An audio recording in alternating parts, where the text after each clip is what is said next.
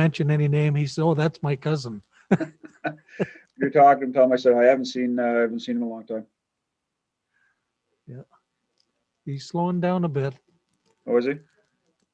Yeah, he had a stroke or heart issues Yeah, I a heard while that. back, but he's doing okay. But Yeah. he's I see his daughters every once in a while, so they keep me up to date with what's going on. So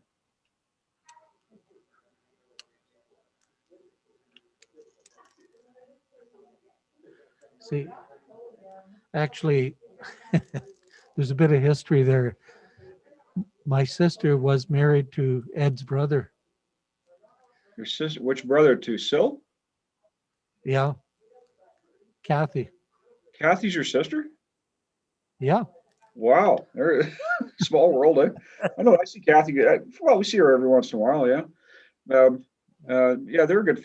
Well, Kathy and Sil, more Kathy as the years went on, were really good friends with my parents. So yeah. she used to live right across the street from my She sister. Yeah.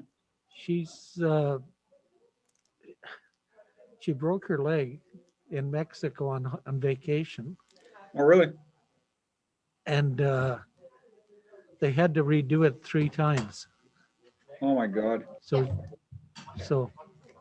she's she's she's a little depressed about it. Yeah. Well, her She's her in a kids, like I see Kevin every once in a while and all them. So Kevin. Yeah, yeah. yeah. But, Great kids. oh, they are. Yeah, they're wonderful. Yeah, I think Sil's living in Echo Bay now. That's where he is. 13.3.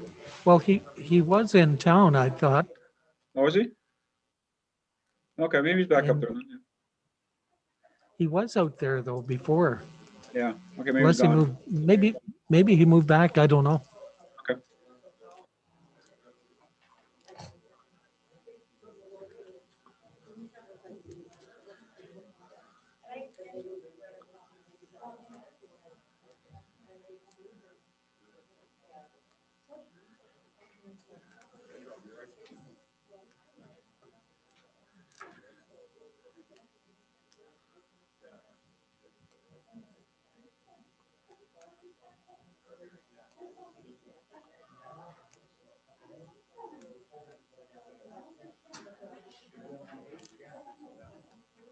Thank you.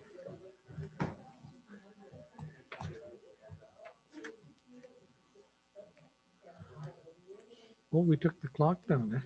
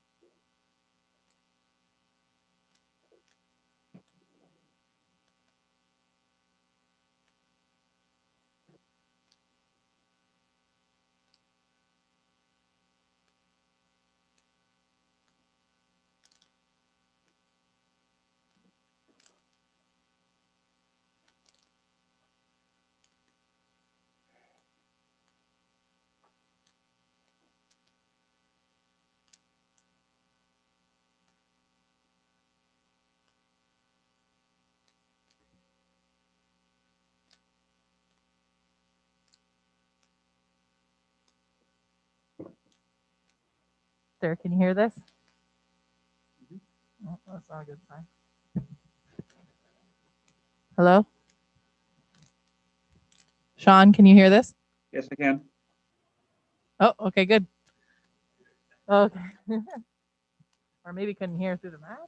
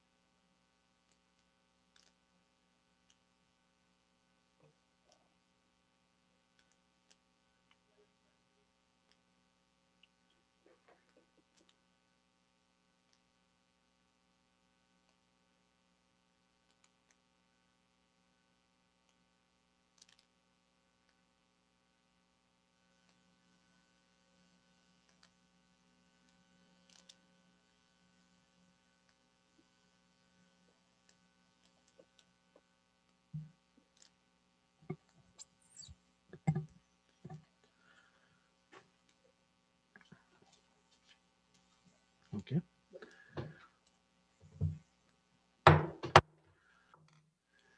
Welcome to the regular meeting of council, October the 20th, 2020. Meeting called to order. We'll have a moment of silence in memory of our good friend and fellow councillor, Dennis Perrier, who passed away a few days ago. May he rest in peace.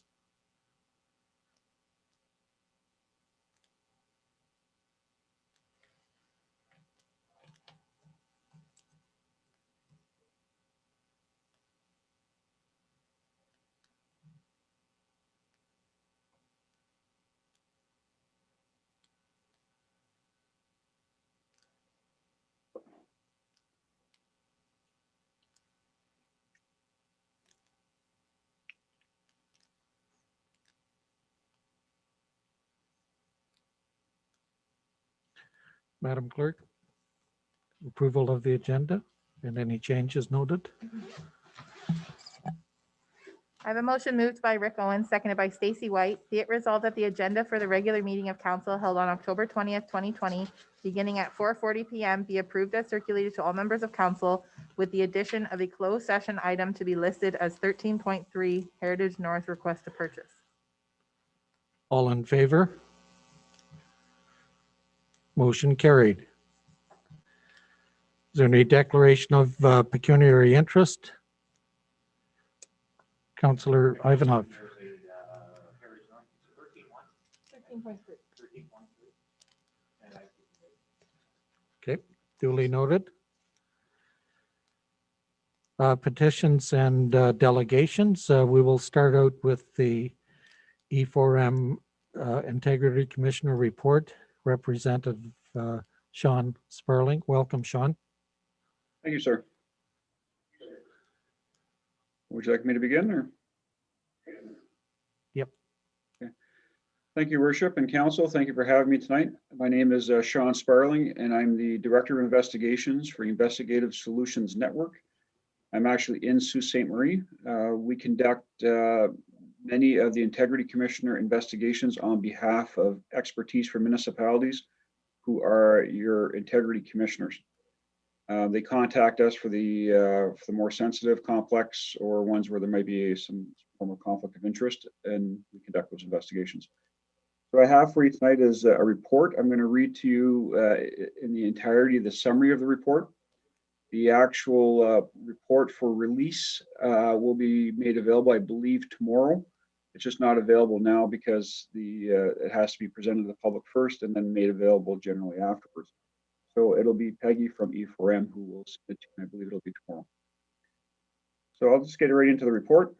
The report was prepared by the investigator, who is Mr. Gil Hughes. Mr. Hughes did his investigation partially up in Iroquois Falls and then some from a distance, and he authored this report. So the executive summary. On February 14, 2020, a request was received by our Office of the Integrity Commissioner for an inquiry into the allegations that Rick Owen contravened Section 8 of the Town of Kirkland Lake Code of Conduct, as well as the Council's Staff Relations Policy.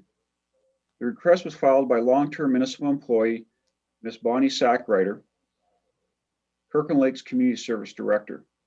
It is relevant that this position reports to the CAO, not directly to council in the municipality's organization chart. Ms. Sackrider alleged that Councillor Owen on multiple occasions did contravene the following sections of the code. 1.2 sub C, not acting with integrity. 7.1, duty and responsibility to treat staff appropriately and without bullying or intimidation, and to ensure the work environment is free from discrimination and harassment. 7.2, a member should not use indecent, abusive, or insulting words, tones, or expressions towards staff. 8.3, every member shall show respect for staff and officers and for their professional capacities and responsibilities.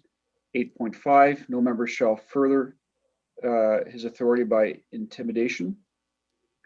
Further allege that Councillor Owen did also convene the following sections of the Council Staff Relations Policy in his treatment of her.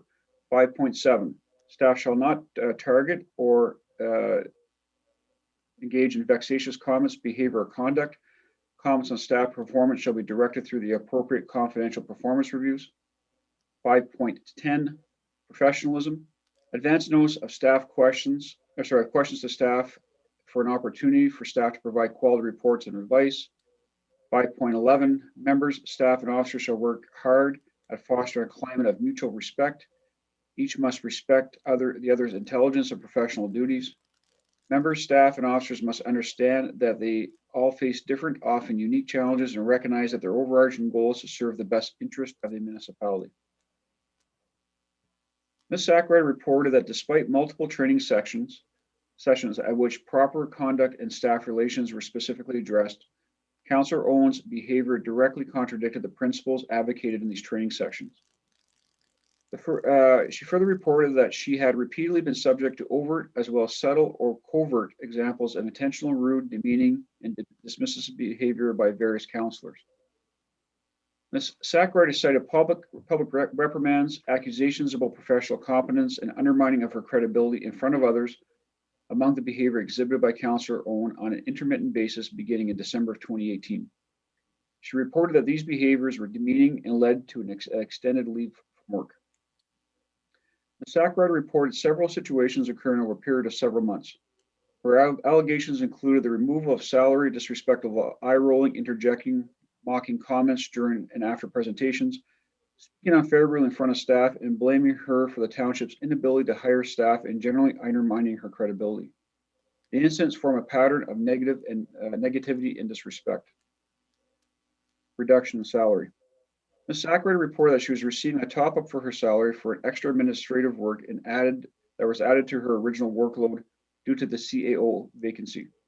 This top-up was then allegedly removed by council, notwithstanding that Ms. Sackrider reports to the CAO or the interim acting CAO. Eye rolling. It's alleged that Councillor Owen had a practice of disrespectfully rolling his eyes in public meetings when Sackrider was presenting reports to council. Undermining credibility. It is alleged that Councillor Owen undermined Ms. Sackrider's credibility by interjecting mockingly when she made presentations as reported as follows. With respect to the firefighter negotiations set September 17th, 2019 in closed session. With respect to a presentation regarding the fitness center, October 22nd, 2019. With respect to the presentation of report regarding the arena chiller, November 6, 2019. With respect to a closed session council meeting, when she began to provide an update on firefighters negotiations as requested by the mayor, and further at the same meeting regarding a report she was presenting about crossing guards. Further telling a municipal employee who was a colleague of Ms. Sackrider's that Ms. Sackrider was the reason the municipality could not hire crossing guards and lifeguards. And finally, a subordinate employee reported that during a conversation with Councillor Owen, Ms. Sackrider came up and Councillor Owen's remarks were not favorable to her. This matter was investigated by Mr. Gil Hughes, who is an experienced investigator with Investigative Solutions Network and has carried out similar investigations on behalf of expertise for municipalities. The investigators' comments are as follows. Quote, Councillor Owen categorically denied that he had been disrespectful towards Ms. Sackrider. He further advised that he objected to Ms. Sackrider's word choices and objected to the remaining allegations because they only captured portions of conversations that were subject to interpretation. Councillor Owen added that if he were truly trying to discredit Ms. Sackrider, it would have been done during sessions available for public viewing. The investigator further remarked that Rick Owen's credibility is undermined after examining his behavior, such as eye rolling and disrespectful comments. Independent witnesses established that Rick Owen exhibited eye rolling as an obvious reaction to Bonnie Sackrider's presentations. This seemingly insignificant behavior actually formed a portion of a larger constellation of negative behavior exhibited by Rick Owen. He attempted to justify his eye rolling by advising he had some sort of eye movement issue whenever he moves his head in an upward direction. Independent witnesses recalled hearing Rick Owen make disparaging remarks and disrespectful comments about Bonnie Sackrider, thereby questioning his credibility. Rick Owen did not apologize for his disrespectful words, but instead he offered a regret for not realizing his private conversations could be used against him. He further attempted to justify his behavior as part of his position as a town of Kirkland Lake councillor. The role of council is established in Section 224 of the Municipal Act 2001, Section 25, where it provides that it is council's role to represent the public and to consider the well-being and interests of the municipality, determine the services of a municipality will provide, the level to which those services will be offered and managed, and to establish policies for the municipal operations. The role of officers and employees is established in Section 227 of the Municipal Act 2001, Section 25, which provides that their role is to carry out the directions of council, to undertake research and provide professional advice to council on policies and programs of the municipality, as well as carry out other duties required under the Municipal Act or other acts. Finding. Our finding in these matters are as follows. The legislative framework.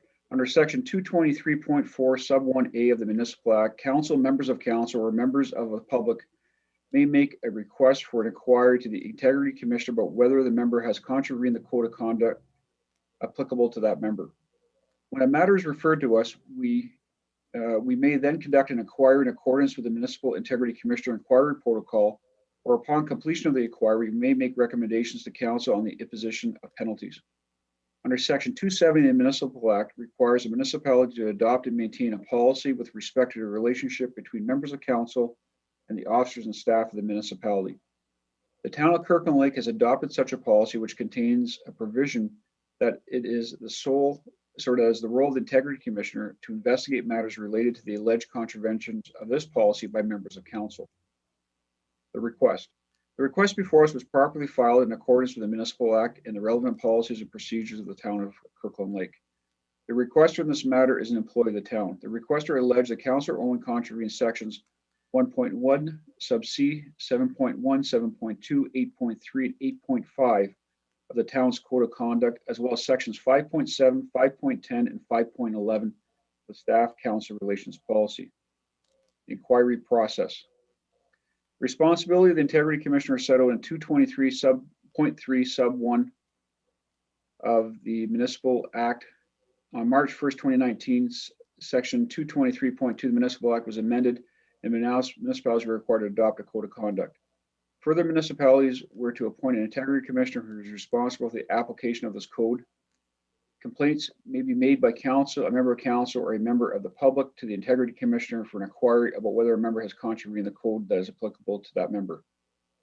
After receiving the complaint, we follow the inquiry process as set out in the Integrity Commissioner protocol, and we did a preliminary review each of the complaint, which resulted in the decision to conduct an inquiry into the matter. Gil Hughes, a professional investigator with ISN, was assigned as an agent for the Integrity Commissioner. The inquiry followed the process outlined in Section 5 of the Integrity Commissioner protocol, which included reviewing the available evidence, interviewing the requester, witnesses, and the respondent member, Councillor Owen. The conclusion we arrived at is based on this matter is based on the standard of balance of probabilities. Balance of probabilities is a civil burden of proof, meaning that there is evidence to support the allegations that the comments or conducts were more likely than not to have occurred, basically at 50.1%. And the behavior is whether or not it breached the township's code of conduct.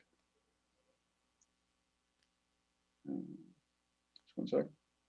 Worthy of note is the fact that Mr. Hughes, the investigator, determined that Councillor Owen was less than credible.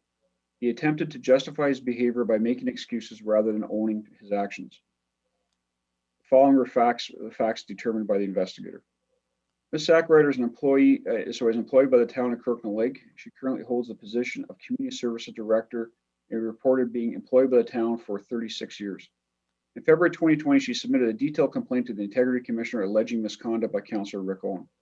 Ms. Sackrider alleged that Councillor Owen was responsible for a series of instances that she believed to be disrespectful behaviors, thereby violating the code and the council staff relations policy. By all accounts, Bonnie Sackrider is a dedicated, respected, and credible public servant that does not possess a hidden agenda. She wrote to the investigator the following: "I'm trying to keep things positive. I'm the exact opposite of the complainer. I am the one who finds solutions and move forwards and how we do things. I've been doing this job. I've been doing that in my job forever. I do that with my family. I do that all the time. So to do this a little out of my, I guess it was my personality. I know it's the right thing to do. I know that I didn't deserve this treatment, and I know that no one else does either." Sackrider reported several situations occurring over a period of several months. Her allegations include the removal of salary, disrespectful eye rolling, the other matters that I've already alluded to.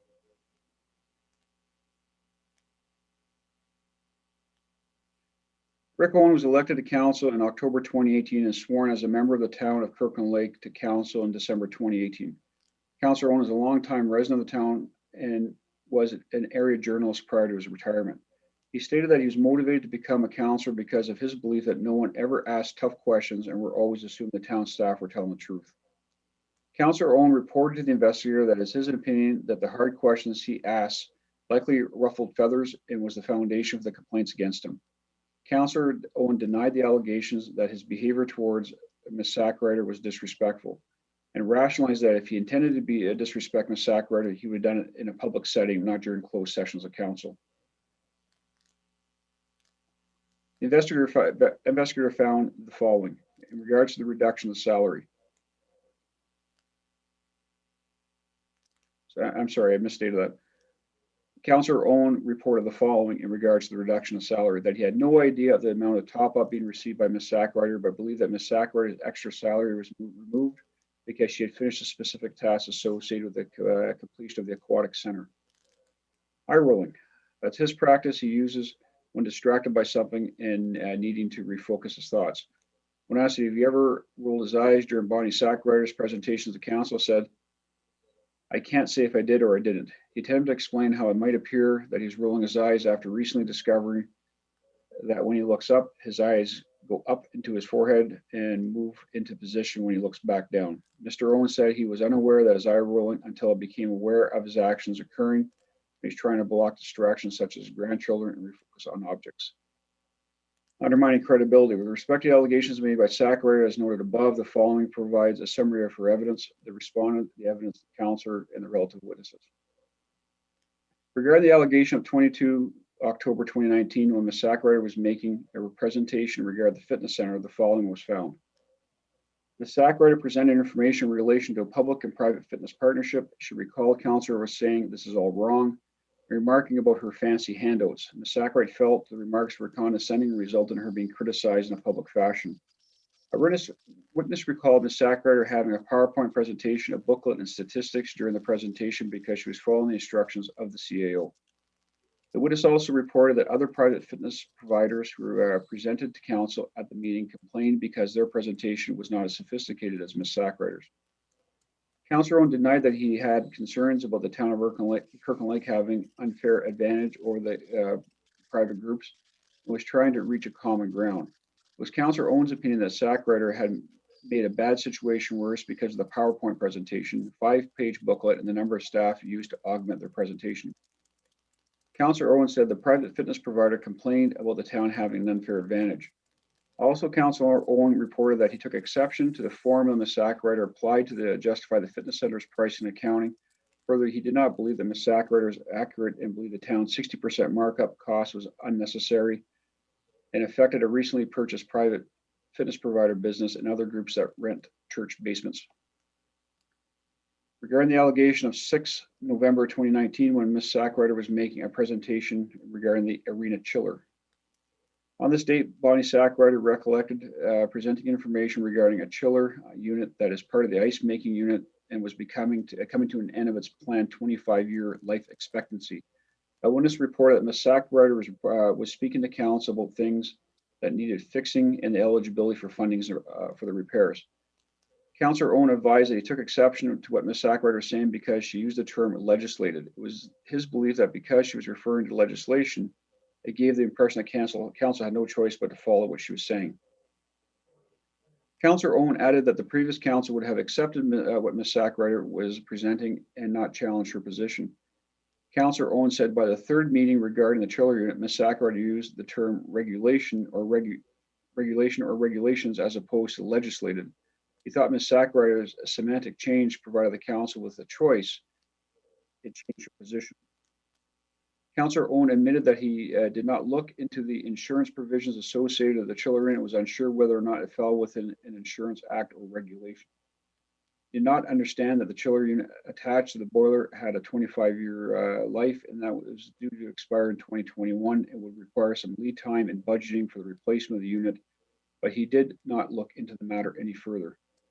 Councillor Owen felt that Ms. Sackrider's information was an example of her fudging the facts, but he could not provide a reason why Ms. Sackrider would mislead council or that she had to gain what she had to gain by introducing information regarding the replacement of this 25-year-old chiller unit. The evidence regarding the January 14th, 2019 events where Ms. Sackrider was making a presentation regarding crossing guards. Ms. Sackrider appeared before the town of Kirkland Lake to provide information regarding the current progress of the crossing guard hiring and an update about the firefighter negotiations. These allegations stem from a closed session meeting. Integrity of the closed session meeting is paramount and the nature of the discussions will not be disclosed in this report. Ms. Sackrider was directed to research and explore options for the replacement of the existing crossing guards. During inquiry, she contacted a business in Timmins who, without her knowledge, posted a Facebook advertisement to determine the availability in Kirkland Lake area interested in becoming crossing guards. Additionally, Ms. Sackrider advised that Mayor Keeley requested that she provide a council with an update on firefighter negotiations during the in-camera session of the same meeting. Ms. Sackrider recalled Councillor Owen interrupting her, being disrespectful to her during the council meeting. The interim CAO at the time recalled that in January 14, 2020, council meeting, because Councillor Owen was not very nice and acted in an unprofessional manner towards Ms. Sackrider. He reported Councillor Owen's actions were very upsetting for Ms. Sackrider and it was done in front of council. They also advised the investigators on the first time that this had occurred. The interim CAO reported that he was approached by Councillor Owen after the meeting and recalled him saying that he was sorry and not happy with himself in reference to his comments directed towards Ms. Sackrider. The CO stated that he thought Councillor Sackrider attacks were personal and Ms. Sackrider was blamed for the aquatic center. Other witnesses reported that Councillor Owen, Casey Owens, and Patrick Adams did not treat Ms. Sackrider very well during one of the in-camera sessions in early 2020. Ms. Sackrider was shot down in silence and it made things very uncomfortable. Rough things were said were said to the CEO, but they seemed to be directed towards Ms. Sackrider during the crossing guard presentation. Councillor Owen later apologized for the way he had spoken to staff. Councillor Owen stated that he interrupted because he was trying to address leaks of confidential information. In Councillor's own opinion, if he had been out of order, it would have been ruled upon by the mayor, which did not occur. Councillor Owen advised that council does not operate in an unruly manner and believed his behavior to be appropriate. He added that no other council member objected to what he allegedly said, and Ms. Sackler continued with her presentation. Therefore, it could not have been a problem.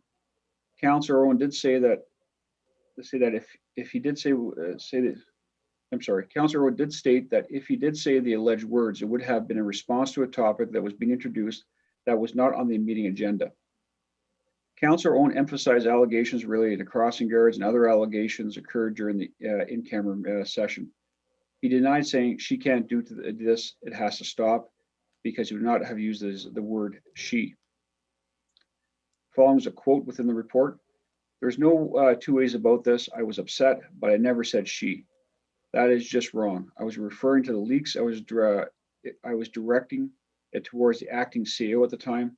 That's who I was looking at, and that's who I was talking to. He also indicated that he was upset with himself after the meeting for the tone he had used. Councillor Owen stated that he was taking exception to the idea that the 3 major leaks had occurred prior to the crossing guard information being disclosed to council. He added that the crossing guard company was a private company and possessed information before council was advised. Councillor Owen thought he might have directed the comment, "This has to stop," towards interim CEO because he was upset. Moreover, Councillor Owen made it known that Ms. Sackrider made improper inquiries about crossing guards and failed to submit an RFP in an attempt to undermine council. It should be noted that Rick Owen admitted that he was upset because of the tone he used during the in-camera meeting. Councillor Owen additionally reported that there was evidence of a leak of information from the closed session when he experienced discourteous behavior from Ms. Sackrider's husband. He alleged that Ms. Sackrider shared the contents of the January 14, 2020 meeting, otherwise her husband would not have disrespected Councillor Owen. Councillor Owen said the council and staff had received training regarding the confidential nature of closed meetings and the importance of confidentiality by staff and council. He believes that he can surmise that Ms. Sackrider divulged confidential information to her husband. Councillor Owen reported that he did not make a formal complaint to the Integrity Commission, or was he willing to disclose information from the closed session to the investor because it would be a breach in protocol. He added that if he was actually trying to undermine Bonnie Sackrider, he would have laid a formal complaint against Ms. Sackrider. Councillor Owen described to the investigator the relationship between his town staff and councillors as saying it was fine with some staff, but other staff fight them on every move. As an example, he detailed how Ms. Sackrider had resisted putting a porta potty on a walking trail, but council approved it. He felt that Ms. Sackrider had undermined council by choosing to have the porta potty cleaned out daily by contractors, which blew through the designated budget for a porta potty quickly, when the cleaning could have been done by town staff for less money. He felt Ms. Sackrider was essentially thumbing her nose at council's directives regarding a porta potty because she did not agree with it.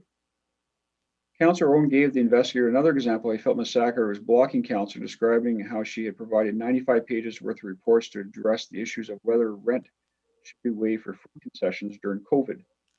He felt she purposely gave them way more information than they needed to make their decision on a very straightforward issue. When asked if he treats Ms. Sackrider differently than other staff, Owen said, "No, I don't."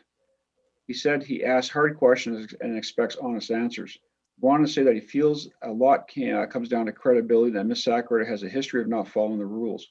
He believes that he's been targeted because he's the most vocal on council. The investigator reminded Rick Owen that the allegations is that he has been disrespecting staff, and Owen replied, quote, "I'm not sure how he disrespected staff. I'm having an opinion and seeing things that I don't believe is being done right and ignoring it. If that's respecting staff, then it's not something that I can do. I believe that if I see a problem and I want to discuss it with someone, or I want to share my opinion with something, I should be able to do that." The investigator reported the following. Councillor Owen categorically denied that he had been disrespectful towards Ms. Sackrider, and he further advised that he objected to Ms. Sackrider's word choices and objected to the remaining allegations because he only captured portions of the conversation that were subject to interpretation. Councillor Owen added that if they were truly trying to discredit Ms. Sackrider, it would have been done in a closed session of council. Just 1 second. Council had received training on effective municipal councils in November 2018 from Fred Dean and Nigel Bell Chamber, I believe the name is, as well as from E4M and Wishart Municipal Law Group on February 22nd, 2019, regarding the role of the Integrity Commissioner and the Staff Council relations. After the retirement of Nancy Alec, who was the CEO for the town until 2017, there have been 4 different individuals holding the CEO position. The high turnover rate for the town's most senior management position is notable and causes concern. Opinion. We have examined the evidence of the parties and considered whether Councillor Owen spoke disrespectfully to to Ms. Sackrider in public, whether Council owned by actions or words undermine the credibility of Ms. Sackrider, whether the behavior of Council owned contravene the council staff relations policy, whether Council owns behavior contravene the code of conduct. It is clear from the evidence before us that Ms. Sackrider's department and the work of Ms. Sackrider have been widely scrutinized and criticized by Councillor Owen as well as other members of Council.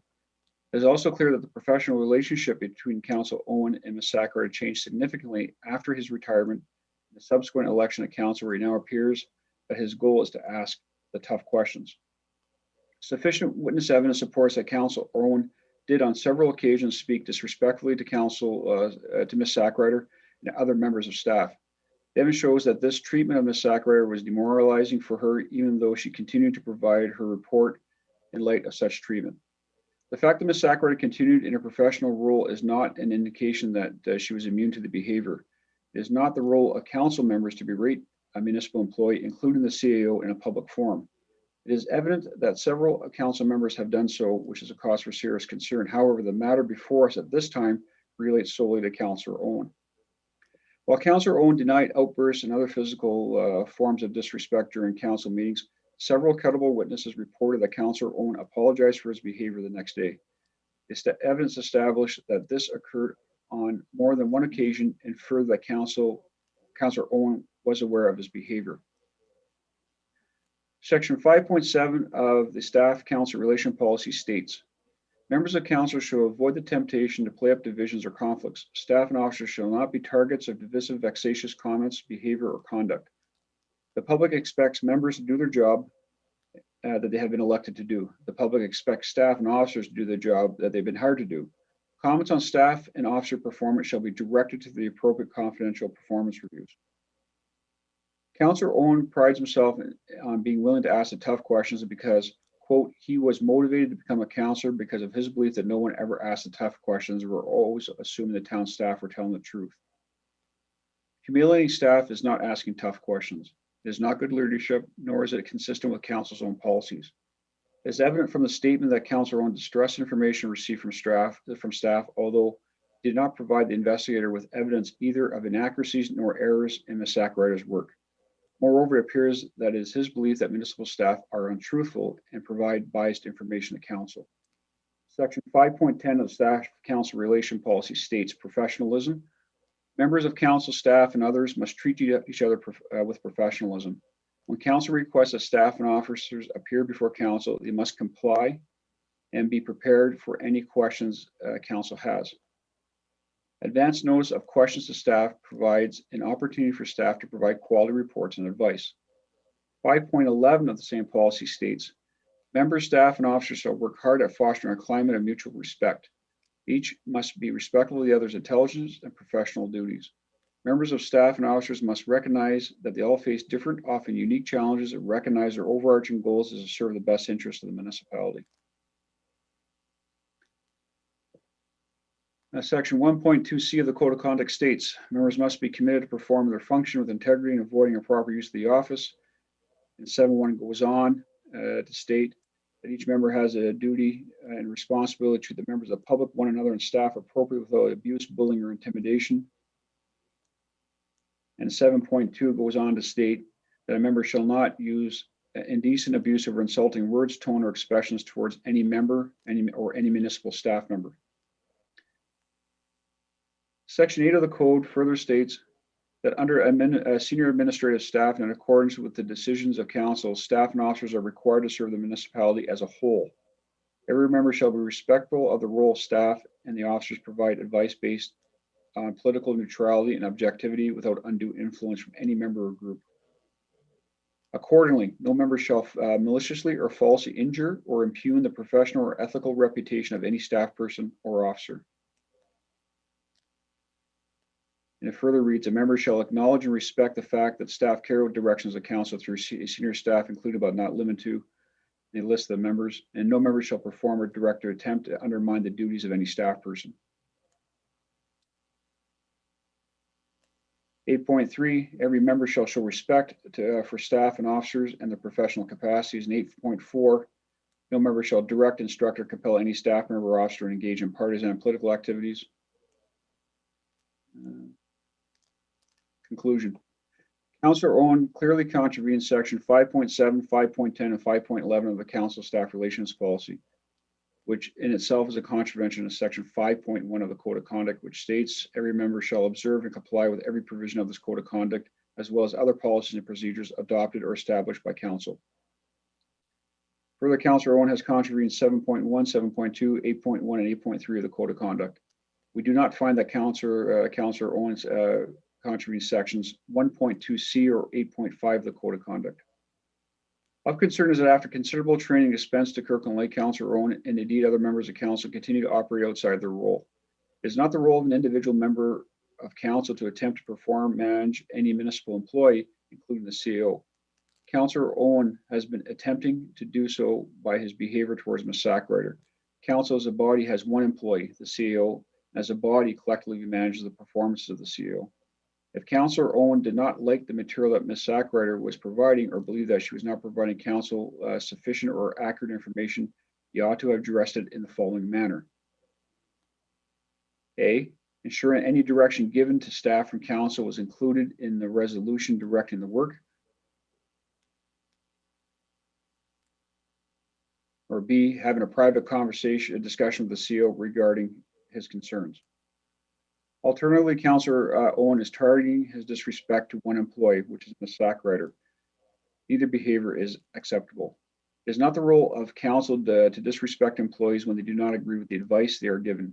Staff role is to provide the best advice to council based on the professional experience and research. It is not for staff to provide blanket information. They are statutorily required to provide their advice and opinions to council. Thereafter, council can choose to accept or not to accept that or follow that advice.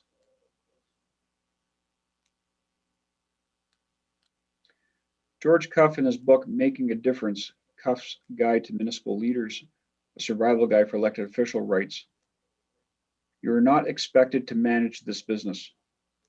This has been the #1 failure of elected officials across Canada. And regardless of how often the same message is proclaimed at conferences and seminars, this will continue to be the case. Many people will simply fail to learn that by either their own experience or by that of others. Being elected, in fact, requires that learning a whole new way of seeing issues and accepting a new role.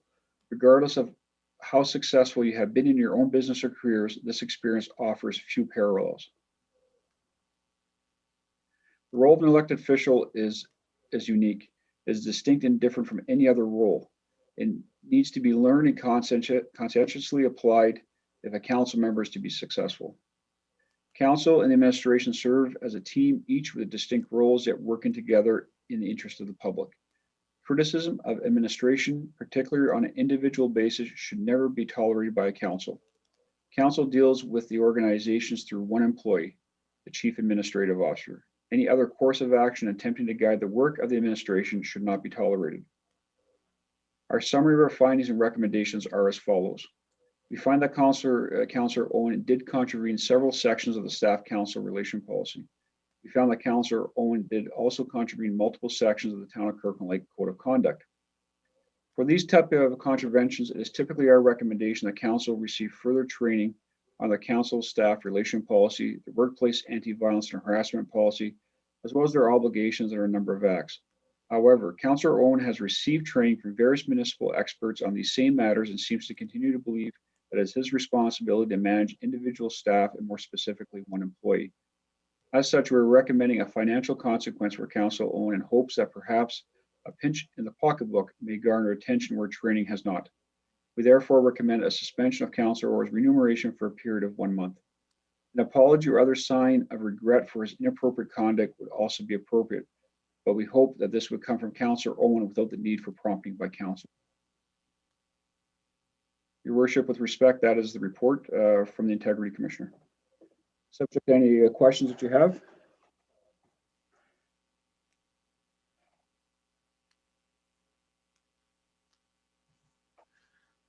First of all, thank you for your report. Uh, I think it's quite evident and concise as to what has taken place.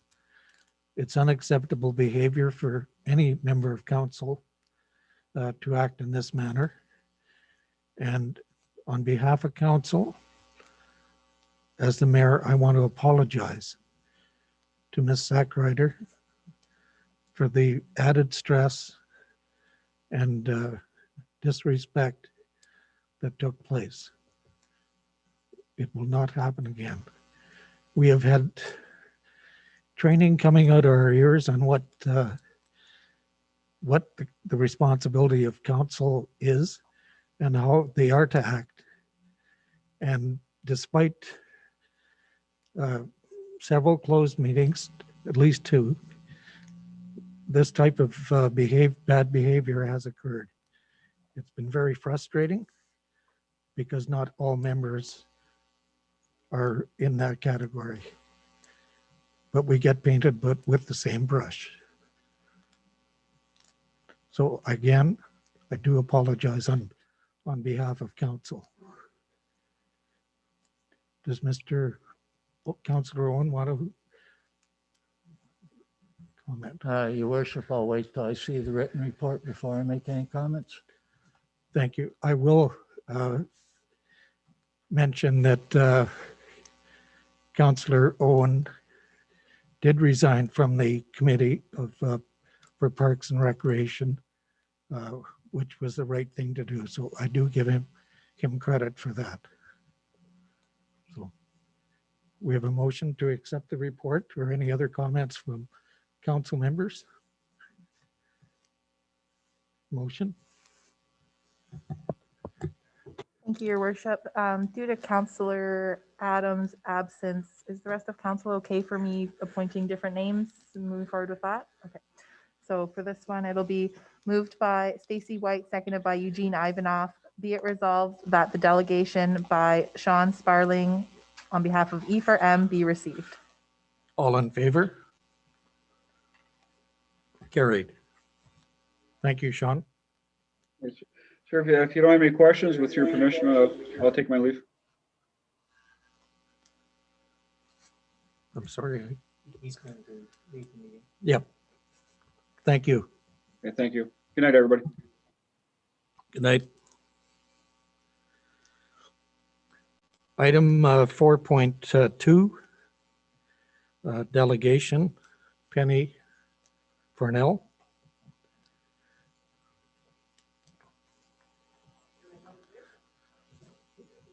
Yep.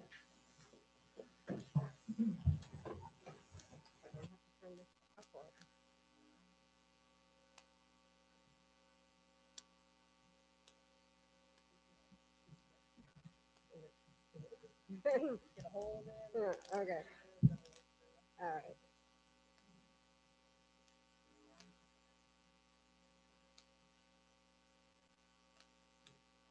All right. Good evening, everyone. Gary sends his apologies. He can't be here this evening. Can everybody hear? Is it working fine? Is it working fine? Everybody can hear? Yeah. I'm fogging up from my glasses. So from what I understand, we're just going to, I'm hoping that we'll get the motion to do the encroachment agreement. We were sent the encroachment agreement, and apart from a few amendments that we have, I don't know whether I address those now or do I do? Okay. So the few amendments that we have, everything looks good, and we agree with all the encroachment agreement apart from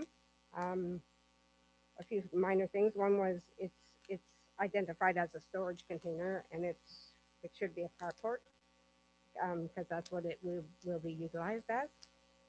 On number 3, on page 3, there's no correlation about the snow and Highway 66. I think that was discussed thoroughly last time we met, and everybody agreed on that. So far as I know, I don't. Again, I'm not sure how this goes as far as whether the motion gets decided and then we move forward, or do we agree with the amendments, I'm not sure how this exactly works. So I'm just going to go with what our amendments are. Then maybe Ashley can help me. Insurance, we have talked to our broker, and unfortunately she didn't have the time to get back to us yet, but we're looking at doing the proper thing with insurance, whatever needs to be done in order to move forward. Of course, we have all the typical household insurance now and car insurances and any additional insurance that we need to get for the carport. We will do, unless it's outrageous, hoping it won't be, because already this is a lot. And the main thing, of course, is parking. And I know it was discussed last time about there are exceptions because we are here in the north and so many people have problems parking. And we are even more of an exception because we are a church. And the main reason why that church was sold because of parking issues. So we're never going to have, we're never going to be able to park unless we add that at our parking structure. So I don't know what else to say about that.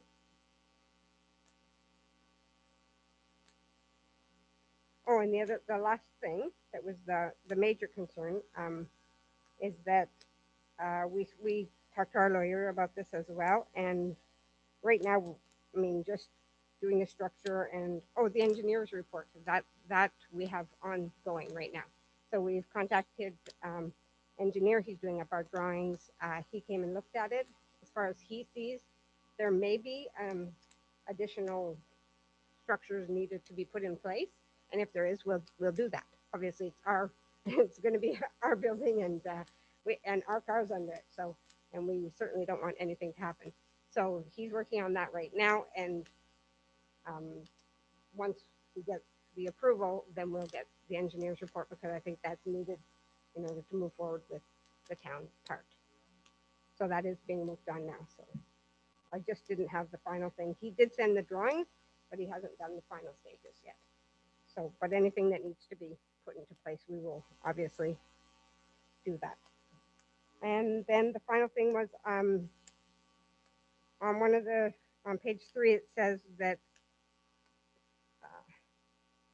the encroachment agreement will be taken off if we ever sold the property, which really doesn't make sense at all to us. And we think that should be taken out, because if you built a garage or built something in your home and then went to sell your house, even if it was on town property or there was an encroachment agreement, you're not going to say remove the garage or take the encroachment agreement off so that can be removed.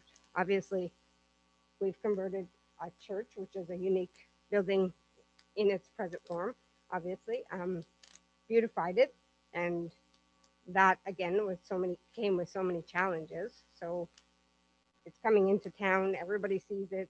Probably not a few days that go by that somebody doesn't come up to me and says, you know, how beautiful it is, and we're doing such a good job, and nobody else is going to buy it if they don't have parking either. That's the reason why the church was sold in the first place. That's the reason why we're putting the carport in, so that there is parking, and to ask us to put in the agreement that if we should sell it, and hopefully we never have to sell it, that be not in, that be taken out, doesn't really make sense. So we're just asking that be amended as well. So other than that, we're just hoping for approval so that we can get it sided. And I was going to say before the snow came, but the snow has come. So thank you, everyone. Does anybody have any questions for us or me? Or The process is that the encroachment agreement will be presented. If a council member wishes to amend it, then so be it. okay. So the amendments that I've already sent off to the town? They are not included in this. Oh, they're not here. Okay. I have them. I don't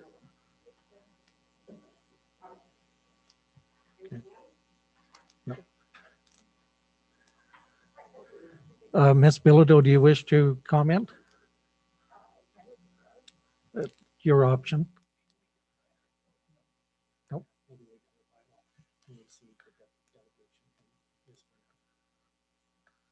Okay, we'll go ahead with the reading of the bylaw. So through you, your worship, we're going to receive the delegation, Receive. and then if there's further conversations, we'll do that when Sorry. it comes up at the bylaw. Okay, So we have a motion to receive moved by Casey Owen, seconded by Rick Owen. Be it resolved that the delegation by Penny Fornell be received. all in favor? Carried. As we said, this will come back. Acceptance of the minutes and recommendations, item number 5. Motion moved by Eugene Ivanoff, seconded by Rick Owen. Be it resolved that council accept the minutes of the following meetings. Minutes of the regular meeting of council held October 6th, 2020. All in favor? Motion carried. Reports of municipal officers and communications. COVID-19 update, Mr. McGee. Thank you, Your Worship. Through you to council. I want to commend the people of Temiskaming District for having no COVID cases, and I hope that doesn't jinx the results to this point, but I want to encourage everyone to continue doing what you're doing. The businesses, the individuals, the schools, the institutions, a job very well done. But again, we must stay vigilant and we must continue to practice all of the social distancing, the hygiene practices, and do the best job we possibly can to prevent the spread of COVID. And with that said, I'm going to ask for Ms. Loach to be followed by Ms. Sackrider and Mr. Gorman this evening to present their updates on COVID, and we'd be happy to answer any questions, Your Worship. Thank you. Thank you, Mr. McGee. So the COVID update for Tech Pioneer residents. Directive 3 was updated October 14th, specifically in regards to short stay absences. The resident or substitute decision maker must make an absence request to the home. That is new.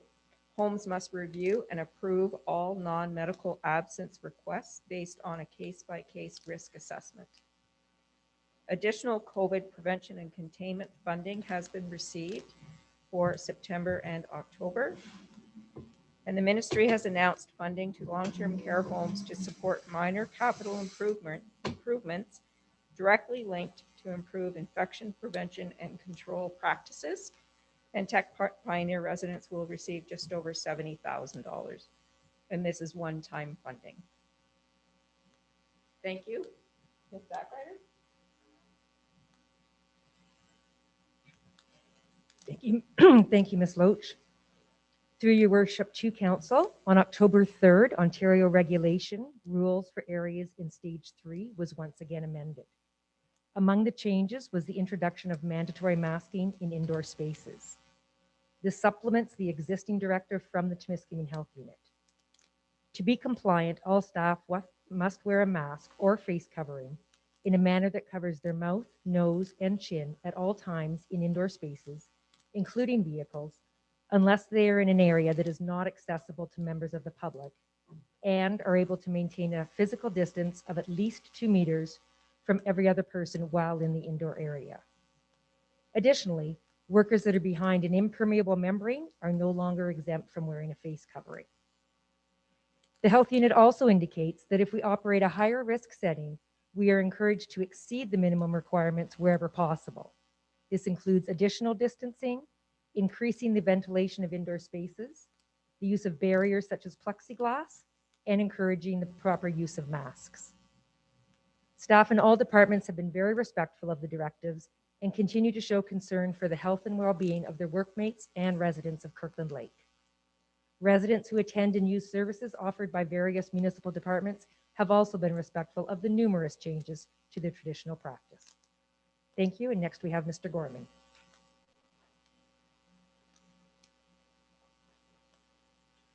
Thank you, Ms. Ackrider. Your worship, for you to council. Not a lot has significantly changed since the last update. From our operations perspective, we have finalized the bulk of our reporting around the pandemic pay, and our focus is now shifting towards the phase 2 restart, which is something that we'll report later on tonight. The corporation has also began to look for other funding avenues and opportunities, as they are plentiful around And we're looking for alignment between objectives with the needs of the corporation to try to maximize opportunities for us. Thank you, Your Worship. Thank you. If I may comment, Mr.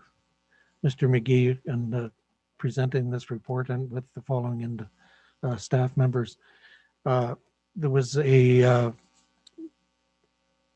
CTV the other night, they were commenting on that there were very, very few regions in the area with no deaths and limited or almost zero cases of positive testing in the nursing and retirement homes. And certainly Kirkland Lake and the Temiskaming area is in that group. It's a very select few. So it's a credit to all the staff involved in this, and they should be recognized on behalf of council. Thank you for your diligence. And we won't take our foot off the pedal, but let's keep it as it is. Well done. So thank you to all staff members in that regard. Thank you. We have a motion to accept the report. Motion moved by Stacy White, seconded by Eugene Ivanoff. Be it resolved that the verbal update titled COVID-19 update be received. All in favor? Motion carried. Item 6.2, request to purchase land, 8 Colbeck Avenue. Ms. Bilodeau, Director of Development Services. Thank you, Worship. We received a request to purchase from Emily Lakai for a lot at 8 Callback Avenue. The purchase price on these lots is $10,000 with a non-refundable, refundable $5,000 if an occupancy permit is issued within 1 year from purchase, and $3,000 reimbursable if an occupancy permit is issued within 2 years of purchase. So there were some conditions that we did put on this as part of the request to purchase. So we did ask for a $500 non-refundable deposit before bylaws passed.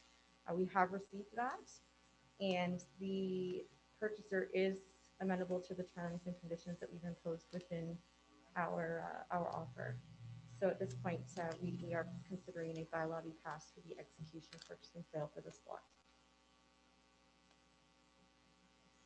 Any questions or concerns from council members? Mr. Charbonneau, do you want to comment or? Nope. Okay. We have a motion. Motion moved by Rick Owen, seconded by Eugene Ivanoff. Be it resolved that report number 2020-Dev-054 entitled Request to Purchase Land 8 Callback Avenue be received. That staff be directed to present a bylaw to enter into an agreement of purchase and sale to sell 8 Callback Avenue to Emily Lakai for a sale price of $10,000, including reimbursement of $5,000 if an occupancy permit is issued within 1 year from the date of the sale closing date, $3,000 if an occupancy permit is issued within 2 years of the date of the sale closing date, and no reimbursement if the property is not developed within 2 years. All in favor? Motion carried.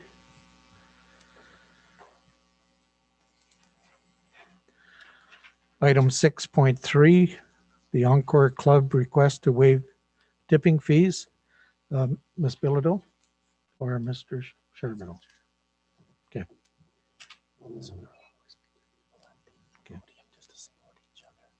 Yeah, through you, Your Worship, we've had a request from the Encore Club to waive the tipping fees for one construction dumpster style bin. Typically, they clean out their club every year. Unused items, articles that have been donated that they could not sell through their fundraising efforts. This year, they're requesting a waiver of the tipping fee for the said bin. The rationale behind that is due to the pandemic and COVID-19, their fundraising activities have been little to no. At this point, they're asking council to waive that. The cost of the waiver is going to be anywhere between $250 and $700. However, I anticipate the bin to be on the low end of that scale, probably around $250. You have an option to refuse the request, or you have an option to accept the request. Any questions? If I may comment, Mr. Charbonneau, in some discussions I've had with the Encore Club, they're suffering from lack of revenue, obviously, but also similar to what was happening at the Salvation Army. People were dropping off stuff that should have gone to the landfill site, and they got stuck with it too. So this is a part of that, of the goods that of no use or they're not resaleable. So it's not all their fault, definitely. They've put signs up and tried to police it as much as they could, but it's an ongoing issue, I know, with the Salvation Army and the Encore Club. So I think they deserve some credit for keeping things together up there without any revenue coming in. I know they're looking for sources of donations and support in the community. So I think this is a fair request, and I would support it. Any other comments from councillors? Go to a motion.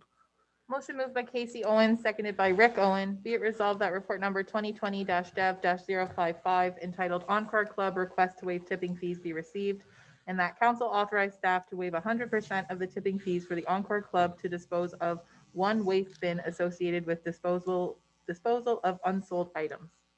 All in favor? Motion carried. Item 6.4, Corporate Policy Manual. Ms. Elliott? Thank you, Your Worship. Through you to council. At the September 8th, 2020 regular meeting of council, we presented a corporate policy manual, and it was referred back to staff to include more reasoning and the attachments of the policies to not be included in the manual. So this is the report back to present to you today. And we are hoping to move forward with a manual to have a solid starting point for everyone to know which policies we need to use moving forward. We do have a number of policies in the works right now, as well as ones that we intend to bring forward. So this is an ongoing project. Councillor White? Absolutely. Thank you, Megan, and others, many others, for their hard work on this one. This, of course, is near and dear to my heart. I love knowing what is to be expected of us. So there's quite a large list of things that will be going by the wayside, and I think your chart and your explanations are on point, and it makes it easy to see why these ones will no longer be included. So thank you very much for this report. Excellent work. Thank you, Councillor White. Any other comments? Motion? Thank you, Your Worship. Through you to council. Moved by Stacy White, seconded by Eugene Ivanoff. Be it resolved that memorandum number 2020-CLK-007 entitled Corporate Policy Manual be received. That council for the corporation of the town of Kirkland Lake approves the policies listed in attachment 1 to this report as the in force and effect policy manual for the town of Kirkland Lake. That all other policies not contained within attachment 1 to this report are hereby repealed, and that staff be directed to present a bylaw to repeal any policies passed by bylaw that are not mandated to be passed by bylaw. All in favor? Motion carried. Item 6.5, RFP, awarding of RFP 559-20, engineering assessment, design and contract administration. Mike, Michelle? Sorry. Go ahead. This report, the report presented to council is to award the engineering services for the assessment, design, and construction, contract administration services for the Elbow water and sewer services. This project in the amount of $213,490. EXP will provide engineering services that the town design and construct the new water main and center force main underneath the Highway 66 by directional bore to the southeast of Kirkland Lake Gold property. Also, it will provide some other aspects of it. So what you'll see we want to do is design replacement valves. We want to do new booster pumps and all related work that improves the water distribution system, but not limited to piping, new valve, generators, and SCADA component of it. So also, we're looking at adding some pressure zones in the Chateau's area to improve the water pressure in that area. We will look at the existing booster station that is not effective, not in operation. We want to look at that. We want to see if we can repurpose it or put it online if we can. But that would probably fall in other phases of this project. Also, we want to do is do some camera inspection on the section from the inoperable booster station to PL Gold property. We want to investigate that line and see if we need to do some replacement in the future phases. That's pretty much the scope of the project. So EXP was the only bidder. We did have a site visit. There was 3 engineer consultants that came to site, but unfortunately only one bid was received. So we are comfortable to proceed with EXP. They have knowledge. They've worked for us in the past. They worked for KL Gold in the past and provided some services that were very good. So we would like to proceed with this, the engineering services, the award to EXP. Okay. Is there any questions? One comment, Michelle. I know in the village area and that end of Government Road West, the water pressure is very low, and there's a lot of people that have auxiliary pumps to improve the water pressure. So they'll be particularly pleased to hear that this will provide some improvement. So I'm not sure about the Beaver Hill area, but I know around the village area, it has been a concern that's been brought to council members on several occasions. So this is a good start for sure. Any other comments?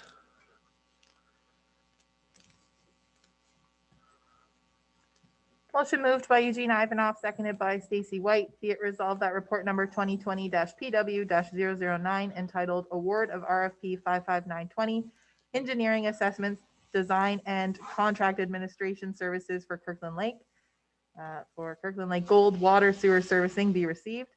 That council hereby awards RFP 55920 Engineering Assessment, Design and Contract Administration Services for Kirkland Lake Gold Water/Sewer Servicing to EXP Services, Inc. in the amount of $213,490 HST excluded. That staff is hereby authorized to execute the necessary documents to complete the terms of RFP 55920, and that staff be directed to include $153,490 in the 2021 capital budget as a pre-approved project. All in favor? Motion carried. Item 6.6, safe restart agreement, phase 2 consideration. Mr. Gorman.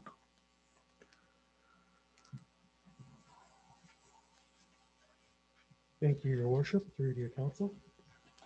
As everyone is aware, the ongoing pandemic has greatly changed the landscape of operations with mandated closures, enhanced protocols that are significantly shaping our services, and a generally cautious sentiment to the public, Brooklyn Lake continues to face the economic impact from COVID-19. Generally speaking, as a municipality, we've been in a better position, generally due to where we were within our budget process, which allowed for us to be proactive versus reactive, just as the pandemic essentially began. Similarly, as we aren't faced with transit and the infrastructure to support, it's put us in a better position than some of our peers. While we were preparing our budget, there was a concentrated push to recognize the stresses put forth on municipalities, but at the time of budget passing, we had not seen it materialize. Subsequent to our budget approval, the province announced a historic $4 billion package to support municipal pressures, which included an allotment to all 444 municipalities for phase one funding. After the phase one funding announcement, they did detail a process for phase two, which is the intent behind your report, which allows municipalities to apply for additional funding should their needs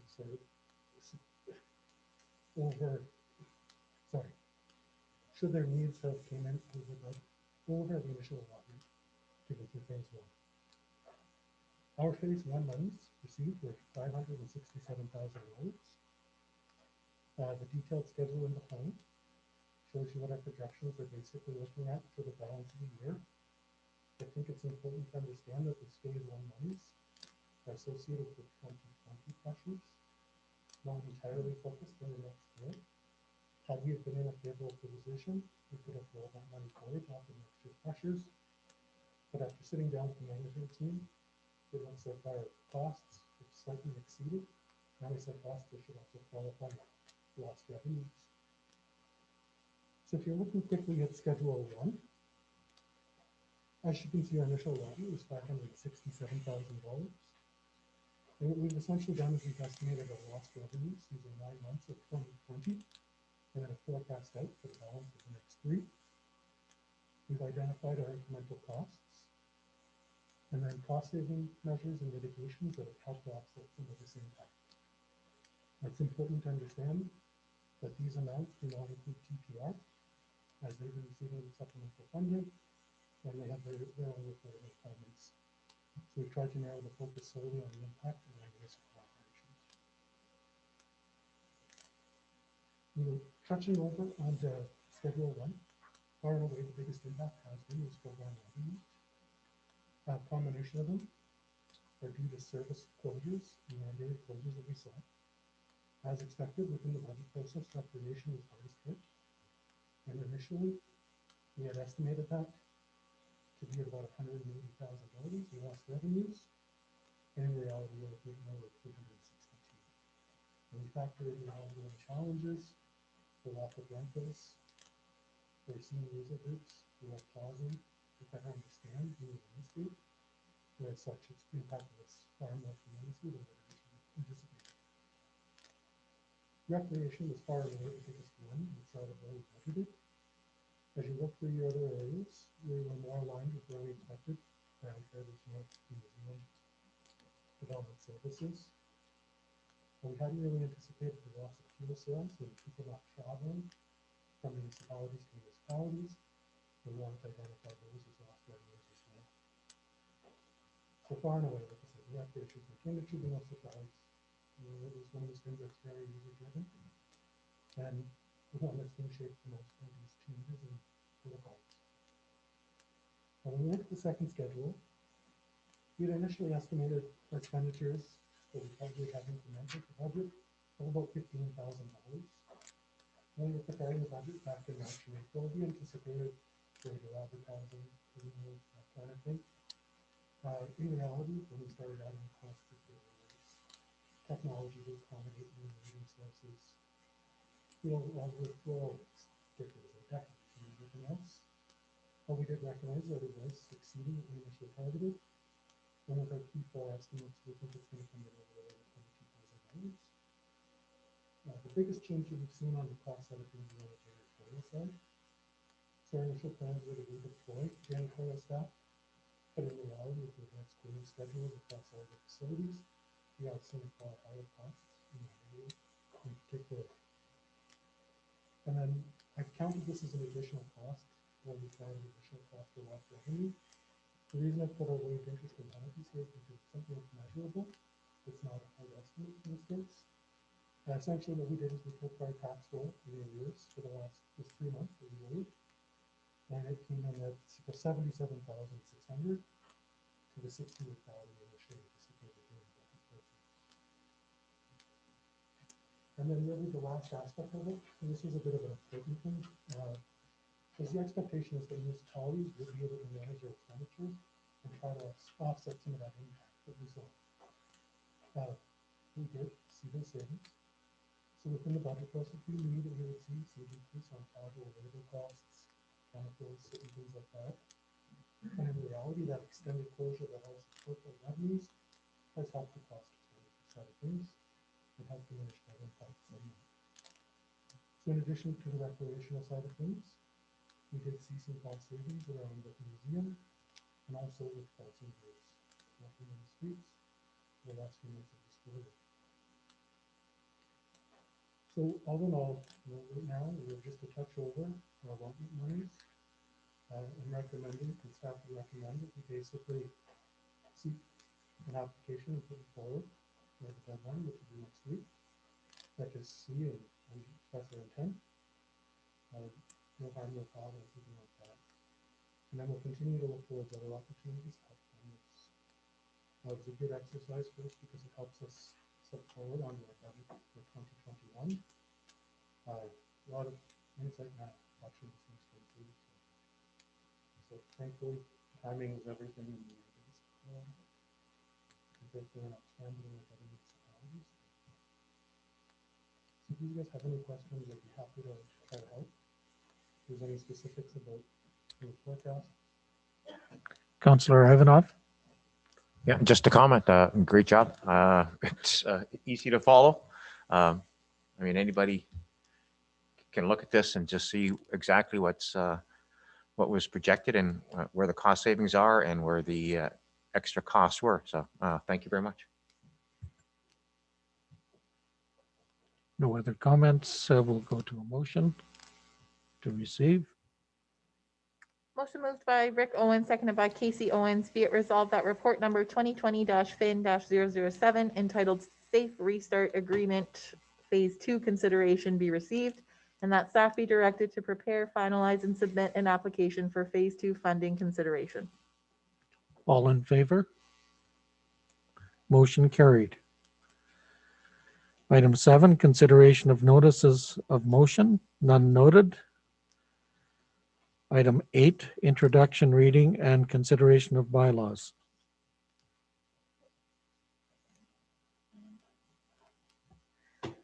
Motion moved by Stacy White, seconded by Eugene Ivanov. Be it resolved that the following bylaw be read a first, second, and third time, numbered, passed, signed by the mayor and the clerk, and the seal of the corporation be affixed thereto.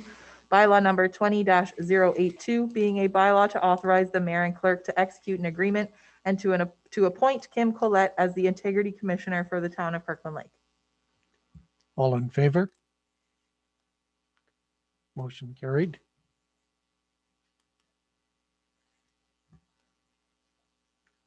Next one is moved by Stacy White, seconded by Casey Owens. Be it resolved that the following bylaw be read a first, second, and third time, numbered, passed, signed by the mayor and the clerk, and the seal of the corporation be affixed thereto.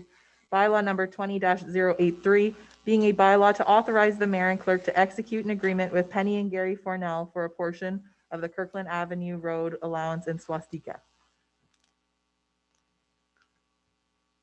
At this time, are there any motions to change the agreement? None noted. All in favor? Motion carried. Item number 9, questions from council to staff.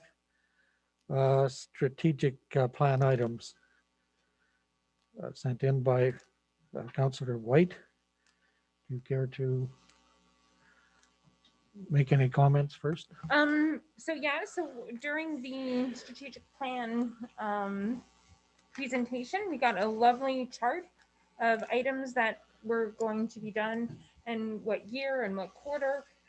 So it's just important that we keep the momentum going of being accountable for targets that we put out. And so I had a list off what we were given, and that's the list that's in the questions for council. What I'm asking today is to propose a motion.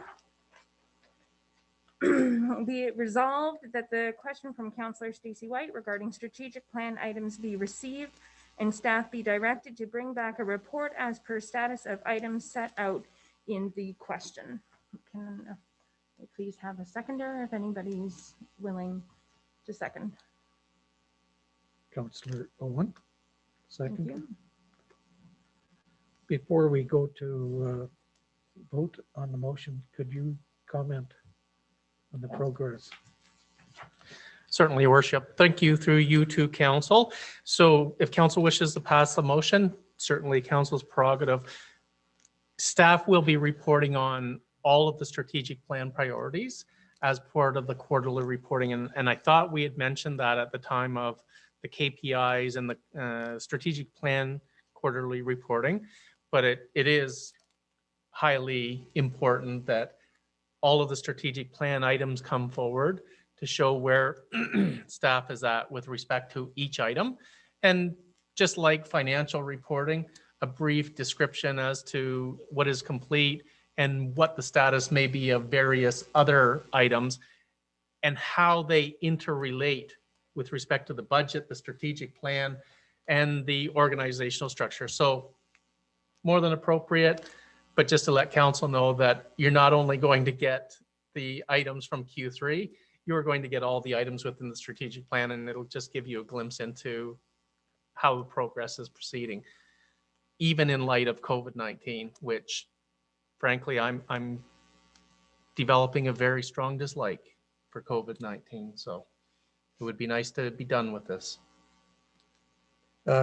Just to clarify, is there a time frame that we were looking at to have these quarterly reports done?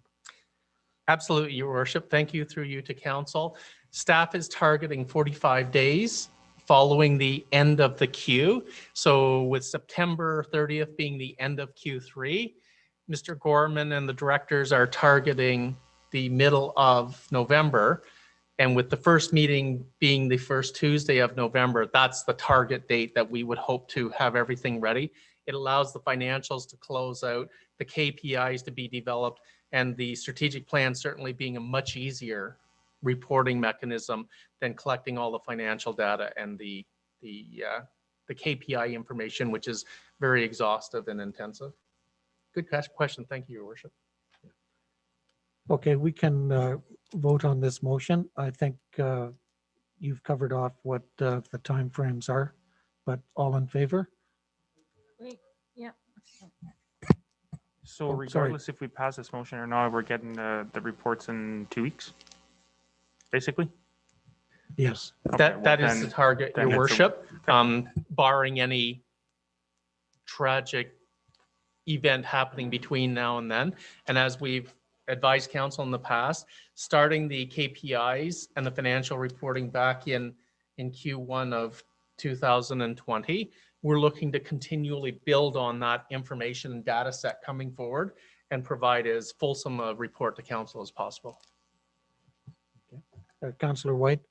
With this new information, I definitely would be in support of reading the motion as it was originally written. So be it resolved that the question from Councillor Stacey White regarding strategic plan items be received. So no additions on that. Okay. All in favor? Motion carried. Thank you. Item number 10, notice of motions. None noted. Item 11, councillors' reports.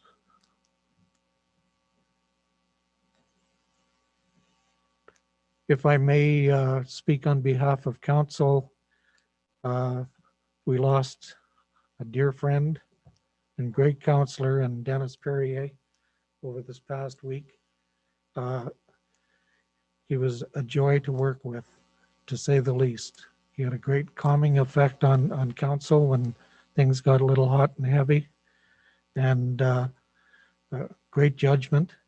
His technical expertise that he provided along the way was something that the rest of us in council didn't have.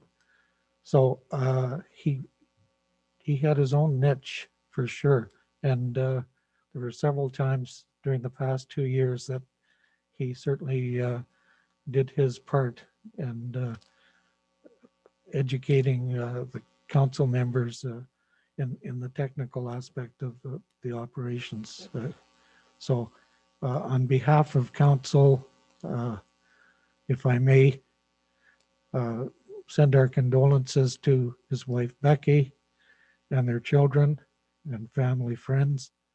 A great man, and he will be missed. We hope to be able to recognize him in some manner down the road. Any further comments? Motion?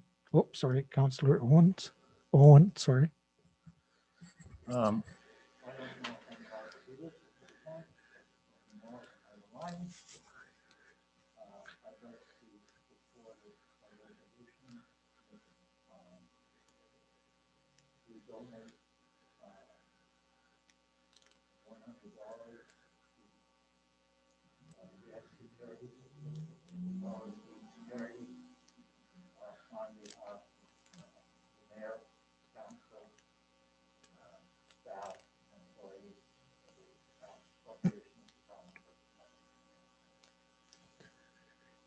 If I may comment, I didn't bring it to council because I just got this email from one of our former residents who was related to the Perriers, and he has made a suggestion that I wish to bring to council at the next council meeting, and we could include your resolution or motion that you're requesting. I think it would be timely to tie this thing in all together, and it's a very generous offer by this individual. So I'd like to, if you don't mind, Councillor Owen, bring it all together with that. No, that's fine with me. I just think, Dennis was a joy to work with. He brought laughter to a lot of situations when laughter was not an easy thing to find at this table. I know Stacy's going to miss him dearly because she has no one to kick now. Personally, I put a mask at his table today just to remember as a tribute to Dennis. And I think it's appropriate we do something. And if you've got something else in the works that we could tie in with, then I'm all in agreement with it. Thank you. Thank you. Any other comments? Motion? Motion moved by Eugene Ivanov, seconded by Casey Owens. Be it resolved that the verbal updates from members of council be received. All in favor? Motion carried. The additional information, there was a letter from MPP John Vanthoff. We have a motion to receive.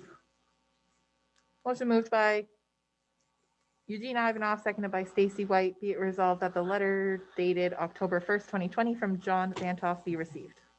All in favor? Motion carried. Item 12.2, victim services. Thank you, Your Worship. Through you to council, I received a letter asking council they are making a request that they wish for us to proclaim the week of November 22nd to 28th as Victims and Survivors of Crime Awareness Week in the town of Kirkland Lake. We might have further correspondence or further discussion from our CAO if you wish to jump in, Mr. McGee, for process or what we discussed. Thank you, Madam Clerk. Through you, Your Worship, to council. There seems to be a somewhat escalating movement of requests with respect to declarations, proclamations, various things like that, it may be prudent if council were to look at a policy with respect to this type of item. There are many municipalities in Ontario that refrain from declarations and proclamations just based upon the potential and possibility for discrimination if you were not to declare or proclaim one particular group over another. And the default position to that is announcing. So if someone wishes to highlight Cancer Week and the sale of daffodils, a member could rise in the chamber and make that announcement without the necessity for proclamations or declarations. So if council would like to look at a policy similar to other municipalities, staff would certainly be happy to bring one forward for council's review and consideration. And you could possibly do that as part of this to receive this and request that staff bring forward a report perhaps prior to the end of Q1 2021 to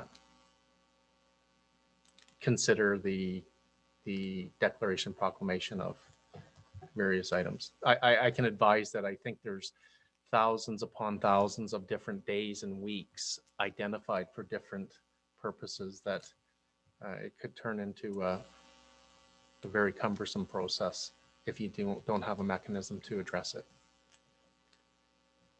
Could we include that in the motion, a direction to staff to come back with a report, their recommendations? Yes, through your worship.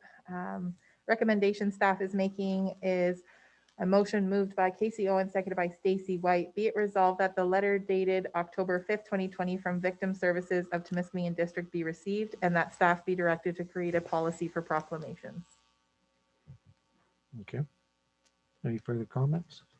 None noted. All in favor? Motion carried. Item 12.3, Ombudsman's investigation. What is the motion to receive? We already received it. Through your worship, we just wanted to put this letter that was sent to you by email as we needed to circulate it to all members of council, and just noting that we do have a investigation going on for through the Ombudsman office. So, Okay, motion to receive that. the motion moved by Rick Owen, seconded by Stacy White. Be it resolved that the letter dated October 13th, 2020 from the office of the Ombudsman be received. All in favor? Motion carried. We have a motion to move into closed. And we'll take a 5-minute break. Motion moved by Rick Owen, seconded by Eugene Ivanoff. Be it resolved that, oh, sorry, wrong one. Be it resolved that, let me start over. Motion moved by Eugene Ivanoff, seconded by Casey Owens. Be it resolved that council move into a closed session pursuant to section 239(2) to discuss 2 land disposition matters, 1 litigation matter, and 1 matter involving identifiable individuals. All in favor? Motion carried. Take a 5-minute break.